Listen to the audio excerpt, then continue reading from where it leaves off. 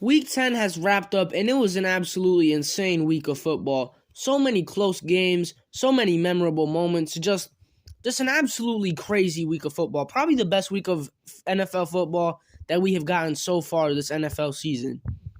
And you know what this is. This is my week 10 reactions.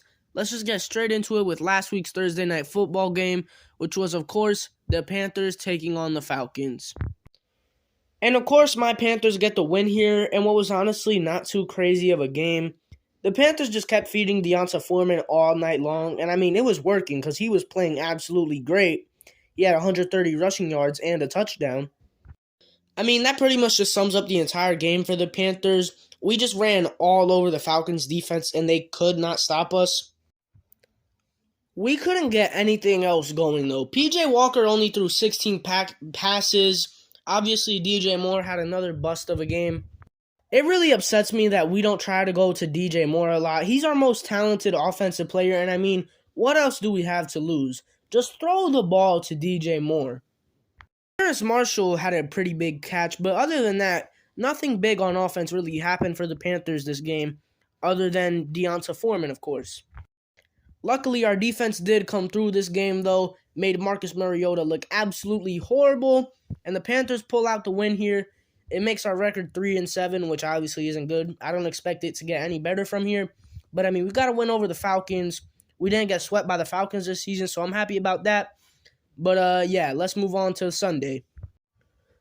Let's start off with the Germany game. The Seahawks taking on the Bucs, and the only way I could really describe this game is the Buccaneers had the entire first half, the first and second quarter.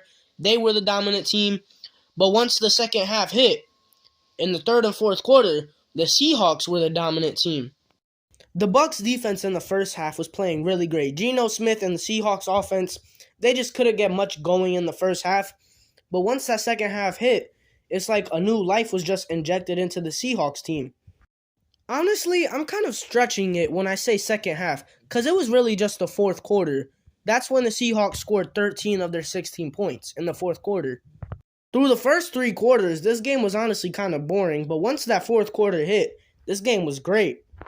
Unfortunately, though, the Seahawks just started to do too little too late, and the Buccaneers pull out the win here to improve their record to 5-5. They now have a 500 record. I think they definitely could still make the playoffs with like 11 or 10 wins. We just got to see how the rest of the season goes for the Bucs. Roddy White for the Buccaneers, running back for the Buccaneers, he had a breakout game here. He played absolutely great. 100 rushing yards, I mean, what more can you ask for from him? Tom Brady also played pretty well. He didn't play extravagant, but he played better than what he has been playing this season. Geno Smith also played great, mainly in the second half, though. But yeah, that pretty much just sums up this game. The Buccaneers started off the game well, and that's pretty much what just won them the game. The Seahawks were starting to do something too little too late, and yeah, that's how this game went. Lions versus Bears. This was just another typical Lions game. Their offense puts up a lot of points, but their defense gives up almost the same amount of points. So yeah, this game was actually very close and very competitive, and I don't really got much to say about it other than Justin Fields. Oh my God. Justin Fields put up another absolute masterclass of a game, at least in fantasy terms. His passing numbers weren't nothing great. He only completed 12 passes, 160 yards, 2 touchdowns, and an INT. But once again, he absolutely killed it in the rushing game. 147 rushing yards with 2 rushing touchdowns.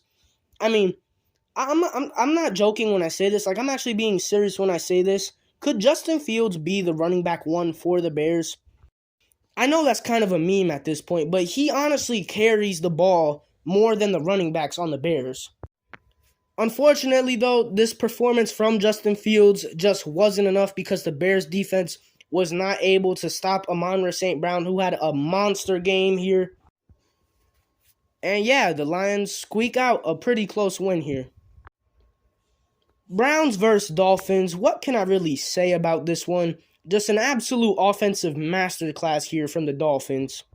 They put up 39 points on the Browns' head, and not in the way they usually do it. You know, they usually doing it by getting a lot of passing yards. Tyreek Hill goes off, Jalen Waddle goes off. But no, this game they did it through the running attack. Jeff Wilson, who just recently got traded to the Dolphins, had 120 rushing yards and a touchdown here. Raheem Mostert also had a rushing touchdown here. Tua obviously had another great game here. He continues to play very well. And I will say, watching this game, Tua was throwing it to a lot of different people. Like, it's usually just Tyreek Hill and Jalen Waddle who have the most catches on the Dolphins. But no, this game, it was actually pretty evenly distributed among the receivers on the Dolphins. Everybody had, 4 or 5 catches here and there. So the Dolphins were just doing a really good job at making sure everybody got the ball this game, which is cool to see.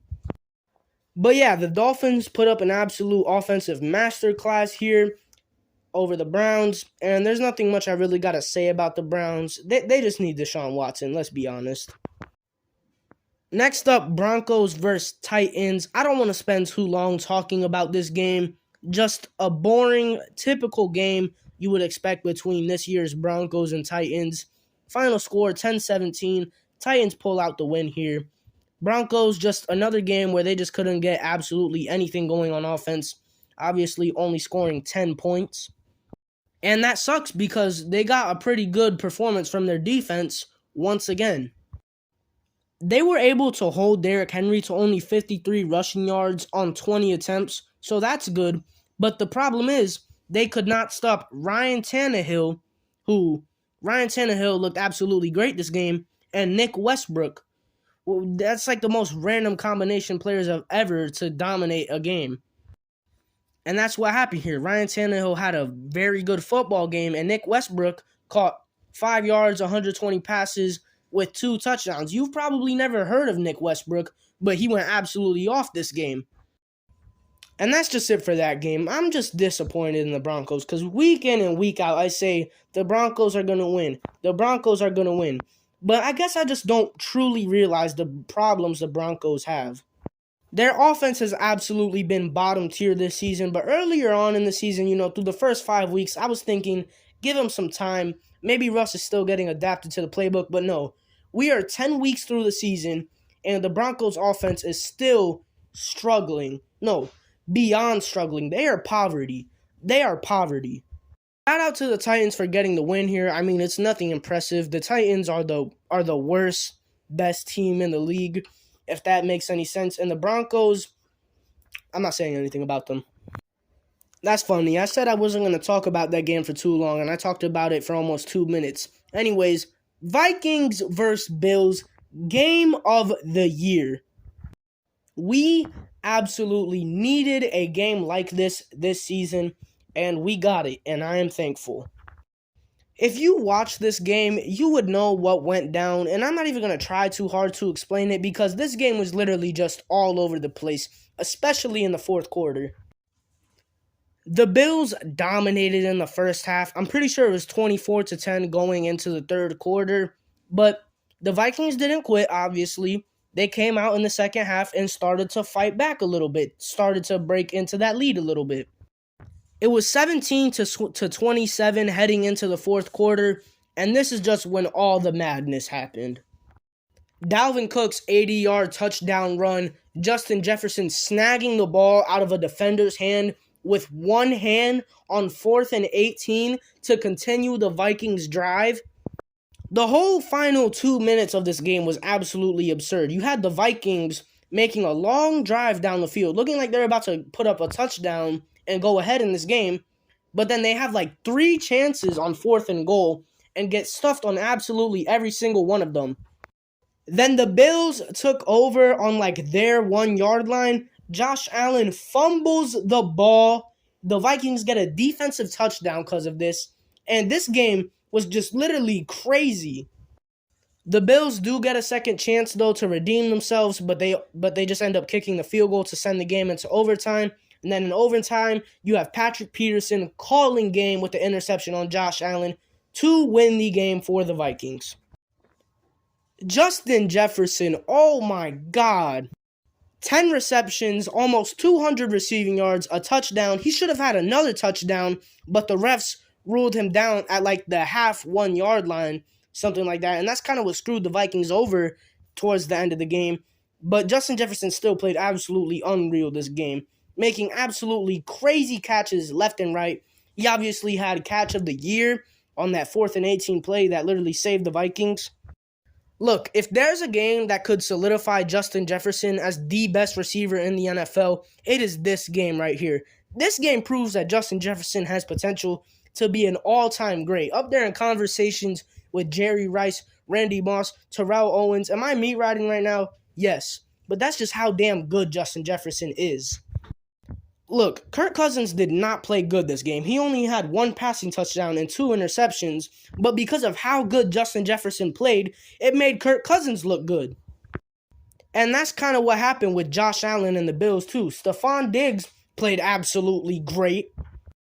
I think he had like over 10 receptions for 120, 130 yards, something like that. Gabe Davis also played great here, and they made Josh Allen look a lot better than what he was really playing like. Because let's be honest, Josh Allen played very bad this game. He did not play good at all. He pretty much sold the whole game for them, fumbling the ball at their own end zone and then throwing multiple interceptions, one of them being the game-sealing interception in overtime. So yeah, if Josh Allen just played a little bit better, the Bills would have probably won, but that's not what happened. The Vikings pull out a win here in what was an absolutely thrilling game. Like I said, game of the year. And yeah, that's all I got to say about this one, man. Just, oh my gosh, this game was absolutely amazing. After talking about that game for almost 3 minutes, we have an easy one here. The Giants taking on the Texans. The Giants obviously win, only by 8 points though, 24-16.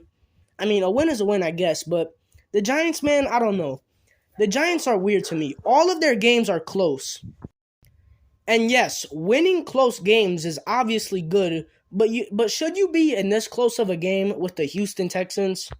Especially with how good Saquon played this game. Oh man, Saquon Barkley went absolutely off here. 35 rushing attempts, which is a lot, but he had 152 rushing yards with the touchdown. Saquon Barkley carried the Giants once again.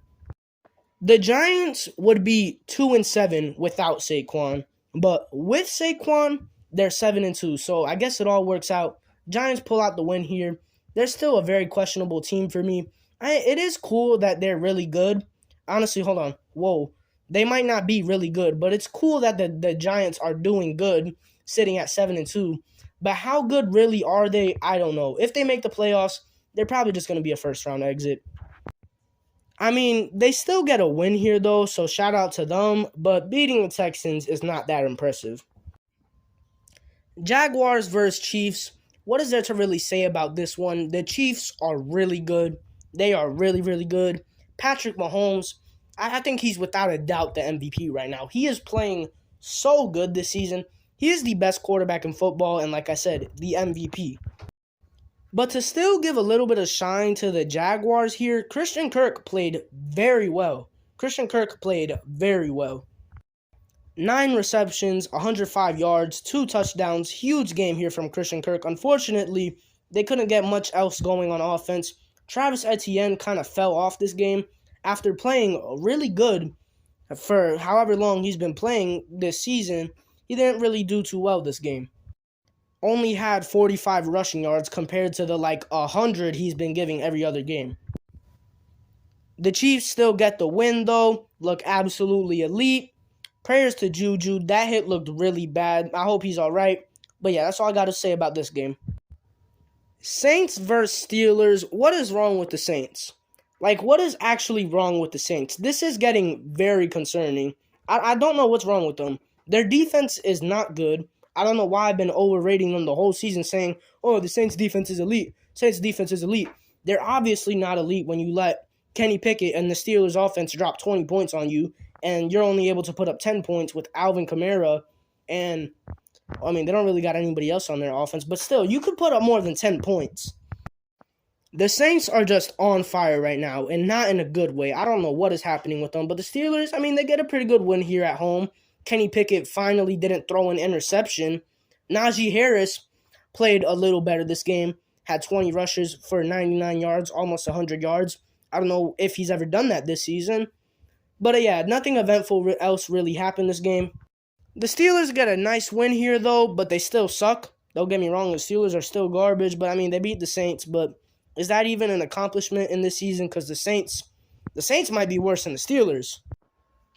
Colts versus Raiders. Matt Ryan was actually the starting quarterback for the Colts this game. I did not know that. Looks like Jeff Saturday is making some good decisions over there in Indianapolis. Jonathan Taylor had a bounce back game this season after being pretty quiet this season. I know he's had injuries, but even when he's played, he hasn't been too great. Finally had a good game here. Almost 150 yards and a touchdown. That's what you want from Jonathan Taylor. That's what you expect from him. And the Raiders, I don't know what's wrong with them. I really don't. Like, there are teams where I could watch them and I can see what is wrong with them. The Raiders, I can't tell what's wrong with them. I literally can't tell what's wrong with them. Derek Carr played good this game. Josh Jacobs played pretty good this game. Davante Adams played absolutely amazing this game. I know that's only 3 players and you have to be a good overall football team to win games. But I look at this Raiders roster. They have talent. Why are they so bad? I think when you have a team like this that is this bad, I think it just has to come down to coaching. And that kind of is what a lot of people are saying about the Raiders, that Josh McDaniel, their head coach, is absolutely abysmal. So, yeah, I guess the Raiders got a coaching problem. I don't know why they're so bad, though. You got to be better than 2-7 at least. And the Colts unexpectedly get a win here for me. Just Jeff Saturday, he's a good coach, I guess. The Colts are still somehow in playoff hunt if they still keep on winning, which I don't know if that's going to happen. But if it does, they could still make the playoffs. So shout out to the Colts, I guess, for a pretty big win here. Cardinals versus Rams. Look, I'm not going to say anything when the starting quarterback matchup is Colt McCoy versus John Wolford. Absolutely nothing I got to say about this game. Cardinals got the win here. Cool for them. The Rams went from Super Bowl champs to absolute poverty in less than a year. Cowboys-Packers, another good close game here. This game was great. But unfortunately, the Cowboys absolutely blew this one. They were up 28-14 heading into the fourth quarter, and they lost this game. Which sucks because Tony Pollard played absolutely out of his mind this game, stepping in for Zeke, who I think was injured this game. CeeDee Lamb, oh my God, CeeDee Lamb was killing it here. 150 receiving yards, I think 11 receptions, 150 receiving yards, 2 touchdowns. Holy crap, he played good. But this did not matter because Aaron Rodgers, with the help of Aaron Jones and Christian Watson, who, by the way, Christian Watson, oh my God. Christian Watson had a breakout game, oh my God. You want to talk about a breakout game? This man had like 4 catches for over 100 yards and 3 touchdowns. Christian Watson, holy crap. But yeah, the Packers fight back into this game. They erased the 14-point deficit in the fourth quarter to bring the game into overtime, in which they ended up pulling out the win. So, pretty big win here for the Packers. This pretty much keeps their season alive. If they lost this game, I would say their season is pretty much over. But they won this game here, so I say they still got a chance to at least make the playoffs here. If they continue to play like this, we'll have to see. But yeah, big win here for the Packers and the Cowboys. It's a pretty bad collapse in the fourth quarter. The Sunday night football game, the Chargers versus the 49ers. I got to say, Sunday night football has been a huge disappointment this season. Huge. The 1 o'clock games have by far been the best games this season. And Sunday night football, I'm not going to say it's on the same level of Thursday night football, but it's pretty dang bad this season. I mean, this game wasn't really bad. It was a close game, and the 49ers get a good win here, good overall team win for them here. But it was just boring. It was just low scoring. Herbert doesn't have any of his weapons. His top 2 receivers are Joshua Palmer and DeAndre Carter. They're solid, talented receivers, but they should be like the wide receiver 3s and wide receiver 4s on the team, not the top 2 options. And as much as I want to say the Chargers have been disappointing this season, I can't really say that because they're missing like half of their team due to injuries. So the Chargers unfortunately lose here because Herbert has no help. And big win here for the 49ers though. Big win here for them. Like I said, good overall team win for them. And that race for first in the NFC West is becoming a very tight race right now between the Seahawks and the 49ers. And then Monday Night Football, the Commanders snap the Eagles' winning streak here. The Eagles are no longer undefeated. their record goes down to 8-1. And the Commanders really just, the way they won this game is literally by just controlling the whole football game. Other than Terry McLaurin, who, by the way, had a great game here. Terry McLaurin had 8 receptions, 128 yards. Huge game from Terry McLaurin. Big game, great. But other than Terry McLaurin, the only other people who really touched the ball on this Commanders offense was their running backs, Brian Robinson and Antonio Gibson. The Commanders ran the ball the whole game. The whole game, all the Commanders did was just hand the ball off, hand the ball off, hand the ball off. They just ran the ball the whole game. And doing this, they had 40 minutes of possession this game. 40 minutes compared to the Eagles' 20 minutes of possession. And that's really how the Commanders won this game here, by keeping the ball out of Jalen Hurts and the Eagles' offense hands. And even with this, the Commanders still narrowly escaped with this win. It took a pretty weird call at the end of the game, if you know what I'm talking about, where Taylor Heinicke purposefully went down, but then Brandon Graham hit him, which gave the Commanders a first down, which pretty much gave the Commanders the game there. And the only reason the Commanders scored 32 points this game was because the final play of the game, where the Eagles just did a bunch of laterals. It was a bad lateral, which went all the way into the end zone when the Commanders picked it up, and they got themselves an extra 6 points there. But yeah, that sums up this game here. Not the 49ers, the Commanders. The Commanders really just controlled this game, and they won. It might have not been pretty, but they won, and they ended the Eagles' undefeated streak. And with all this being said, it is now time for my team of the week. Let's just get into it. Quarterback, I'm going Patrick Mahomes, obviously. 330 passing yards, 4 touchdowns, looked absolutely dominant as he always does. For running back, I'm going to go with Saquon. Carried the Giants once again, had 150 yards and a touchdown. What more can you ask from a running back? Wide receiver, oh my gosh. So much good wide receiver performances here, though. The supreme performance, though, the absolute best wide receiver performance, though, is Justin Jefferson. I'm not going to say he carried the Vikings. But he was pretty damn close to carrying the Vikings to winning that game. He had catch of the year, almost 200 yards, should have had 2 touchdowns. I mean, he just played, he was literally the whole Vikings offense that game. Other than Justin Jefferson, though, I'll give some shine to CeeDee Lamb, too. He played very well. CeeDee Lamb played very well.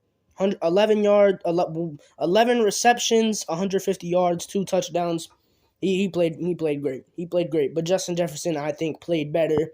And we move on to defense.